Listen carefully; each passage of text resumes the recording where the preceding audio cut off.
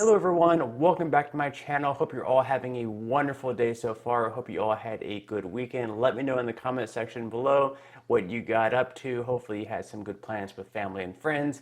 Now in today's video, I'm going to be touching base on a couple of different topics, mainly around Social Security and also the debt limit, what Republicans and Democrats are going to be doing about that. Remember, we had the deadline of June to raise the debt ceiling. Otherwise, we may potentially default on our debts as a country.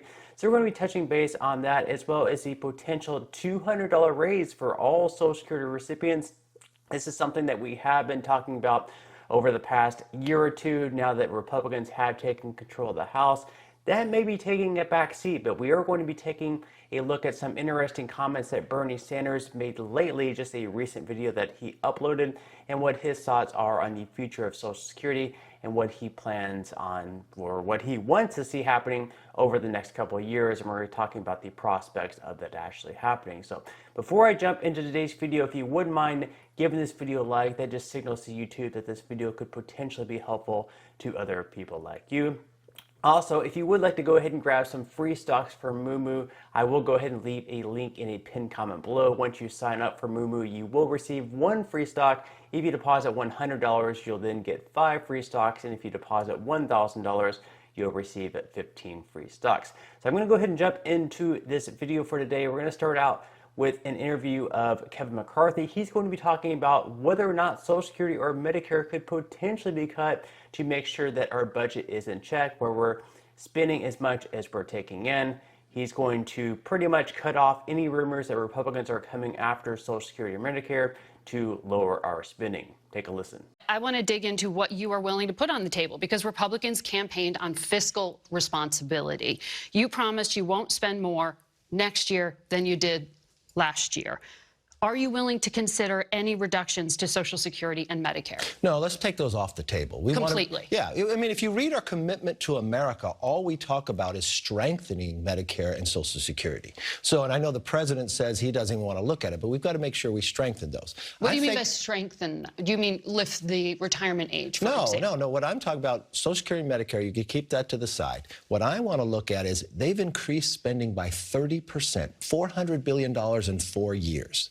When you look at what they have done, adding $10 trillion of debt for the next 10 years in this short time period. If you just look a month ago, they went through and they never even passed a bill through appropriations in the Senate.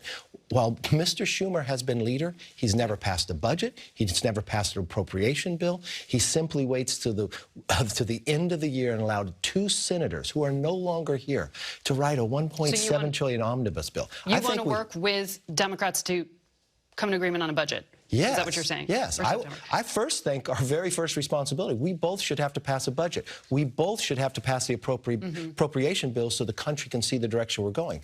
But you cannot continue the spending that has brought this inflation, that has brought our economic problems. We've got to get our spending under control. Okay, just fact check though, 25% of the debt was incurred during the last 4 years of the Trump presidency. I mean, this is cumulative debt over many years.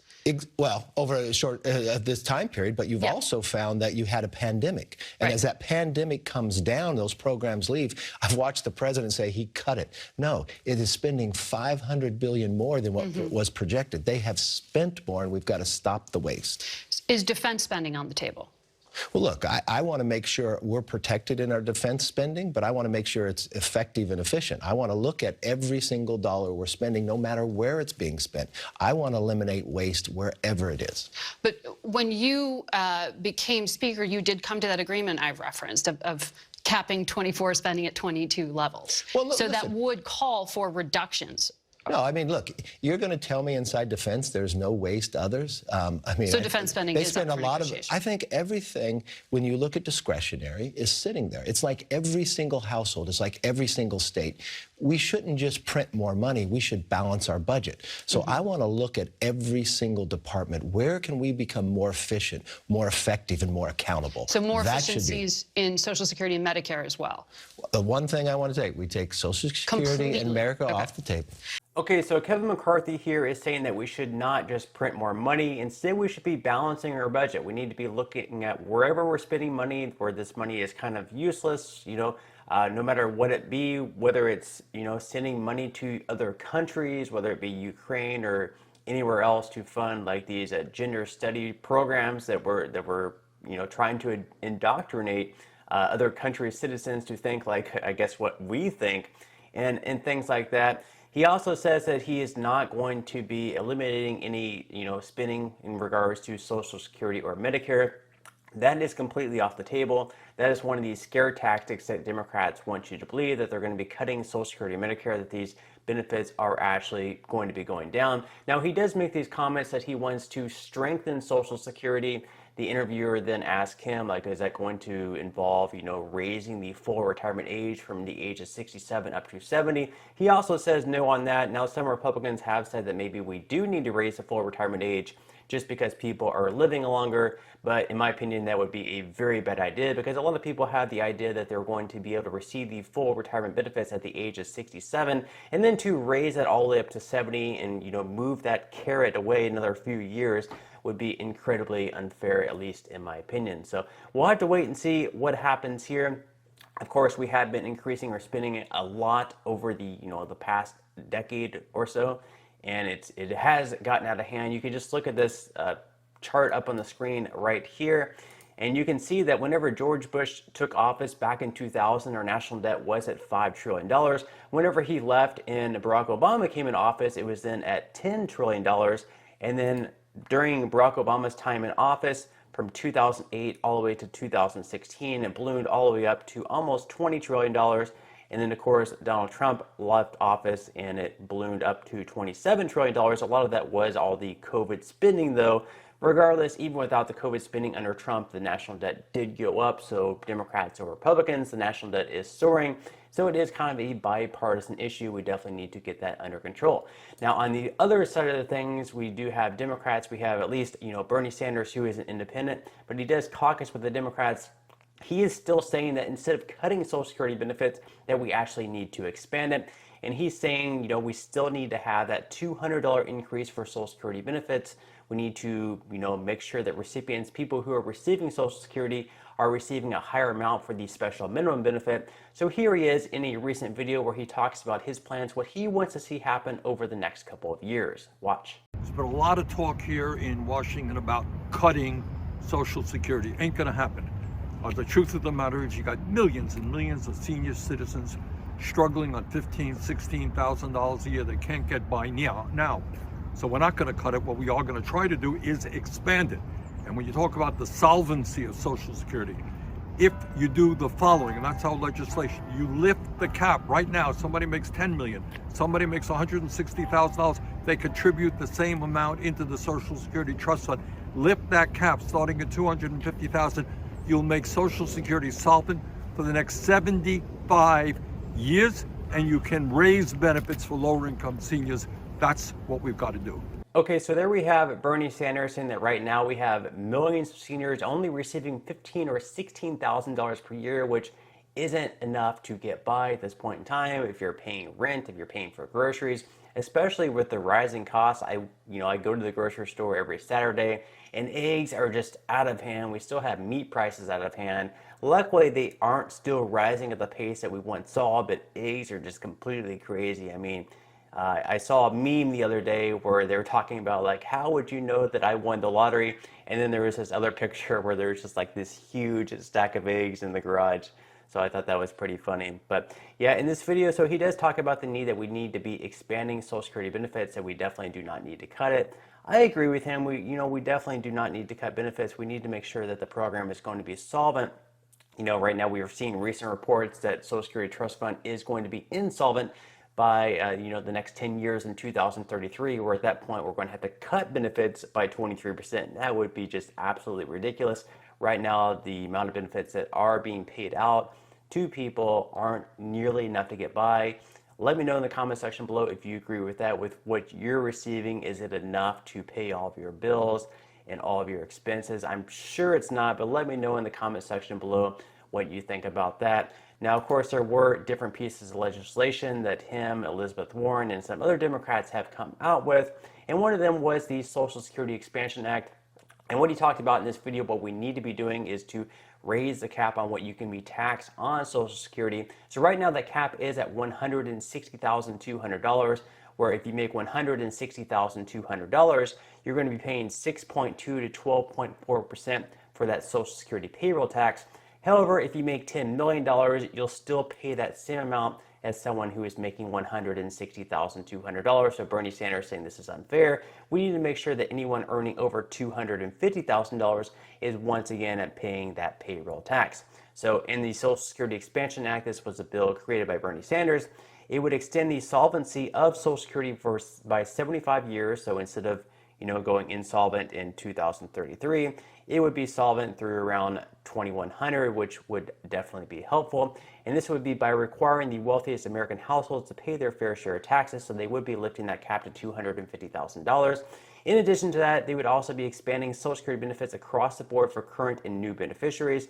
So under this bill, Social Security benefits for current and existing recipients would be increased by $200 per month. Now, this would be in addition to the cost of living adjustment that you just received. So whatever you just received, you could add $200 to that if this bill gets passed. Now, whether or not the bill actually gets passed, right now it's written, it's there, but it's up to lawmakers in Washington to actually pass it. Now, let me know in the comment section below, do you think this bill has a chance of passing? Now, in addition to that, they would also be increasing the cost of living adjustments. The bill would more accurately measure the spending patterns for seniors by adopting the Consumer Price Index for the elderly, the CPIE. So they would be using the CPIE instead of the CPIW. Now, this is kind of a path I'm not so sure that we should go on, because if you look at the historical chart that I will be placing up on the screen here, you can actually see that in certain years, including this year, and I believe last year as well, the CPIW was actually higher than the CPIE. So if we switched over to the CPIE, you could actually be receiving less cost of living adjustments, and that's because healthcare costs have been rising more slowly over the past decade or so. So if you switch this over, you could actually be receiving less benefits, which I'm not sure is a road that we want to go on here. Now, in addition to that, they would also be improving the special minimum benefit for Social Security recipients. This bill will help low-income workers stay out of poverty by updating the special minimum benefit to make it increase and indexing the benefit level so that it is equal to 125% of the poverty line, or about $17,000 for a single worker who had worked their full career. So you can see there, this is what the bill would do. Now it's up to lawmakers in Washington to see whether or not they want to pass this thing or just let it sit on the sidelines and pretty much be forgotten about. Now, we have different things that President Biden is saying as well, what he wants to see happen with Social Security. So in one of the State of the Union speeches that he had, he did say that nobody earning less than $400,000 per year will be paying an additional penny in taxes. So with this bill by Bernie Sanders, he wants to raise taxes on people who are earning $250,000 or more. President Biden has already come out and mentioned that $400,000 number. So this seems like a bill that maybe Biden would not get behind, just because he already made a promise that anyone earning less than $400,000 will not pay an additional penny in taxes. This would, of course, break the rule. Now, I'm not sure that President Biden really cares about breaking promises. We've seen before that he has broken promises. Whenever, we voted in the 2 Georgia senators in those runoff elections back in 2020, he promised that there would be a $2,000 stimulus check sent out. Later on, there was only $1,400. Some people make the case, because we already sent a $600 check, that $1,400 would be $2,000. But at the end of the day, we have a lot of people saying that he's lying, he's breaking these promises. So maybe he just doesn't care. So these are also some changes that Joe Biden wants to make in 2023, according to the Motley Fool. So like Bernie Sanders, he also wants to lift payroll taxation on high earners, but instead of lifting it to $250,000 for the cap, he actually wants to lift it to $400,000. So in that way, he's not breaking his promise. He also wants to change the measure of inflation from CPIW to CPIE. Like I mentioned earlier, that's a hard path to travel on, just because in certain years CPIW has actually been higher than CPIE. So if we do make that change, there's a chance that the cost of living adjustment could actually be lower.